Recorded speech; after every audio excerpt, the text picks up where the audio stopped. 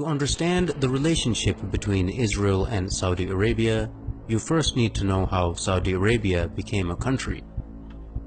Exactly 100 years ago is a good place to begin a brief analysis of this region, for it was in 1916 that the British and French, along with Russian backing, signed the Sykes-Picot Agreement during World War I. This agreement anticipated the collapse, and therefore it secretly divided up the Middle East in order to design a region post-Ottoman Empire. In 1917, the year following the agreement, the Zionists had gained sufficient influence and control over the British government to get it to issue the Balfour Declaration, which promised Jews a homeland in Palestine.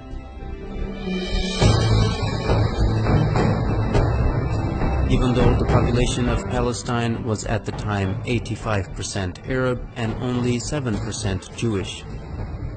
The defeat of the Ottoman Empire by British imperialism in World War I left three distinct authorities in the Arabian Peninsula.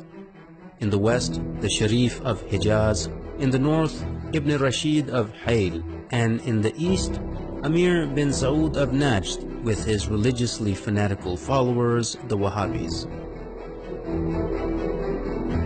Britain got the most help from the Sharif of Hijaz, who led the Arab revolt against the Ottomans and helped the British defeat them.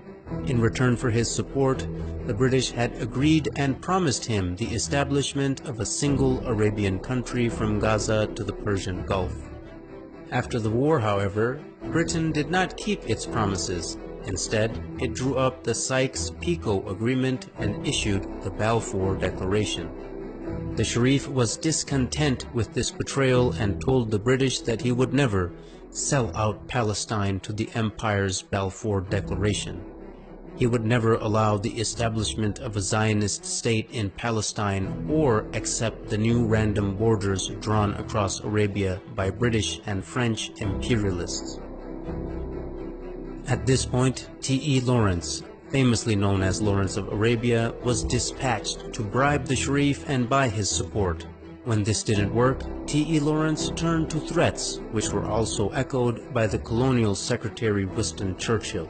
Both men threatened to unleash Ibn Saud and his ferocious Wahhabis on them, whom they were already arming and funding for the sake of countering the threat of Ibn Rashid of Hayl, who also stubbornly opposed the establishment of a Zionist state in the region. In September of 1921, Hayl was attacked by Ibn Saud and they could not resist the vicious onslaught.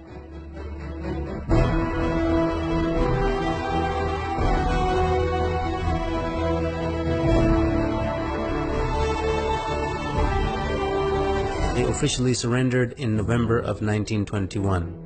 Hayl had dissolved into a colony of the Sultanate of Najd. By March 1924, the British realized that Sharif Hussein would not back down, so they unleashed Ibn Saud and his armies on the Hijazi territory as well. Within weeks, the forces of Ibn Saud and his Wahhabi followers began to administer what the British Foreign Secretary Lord Curzon called the final kick to Sharif Hussein and ruthlessly attacked Hijazi territory.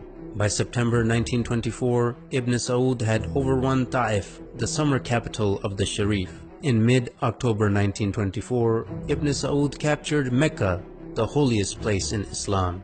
After losing Mecca, the Sharif had to flee and lose his entire territory to Ibn Saud, ancestor of the current Saudi lineage.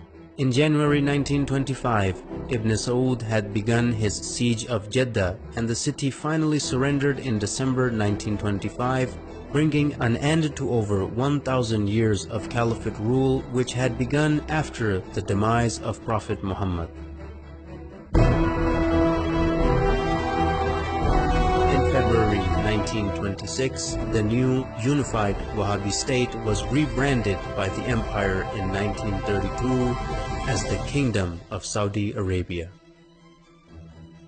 As you can see right from the start, the man who as a matter of principle opposed a Zionist state in Palestine was kicked out of his own land, yet the man who was willing to allow a Zionist state to be created was paid off handsomely and given an entire new country to exploit and dominate.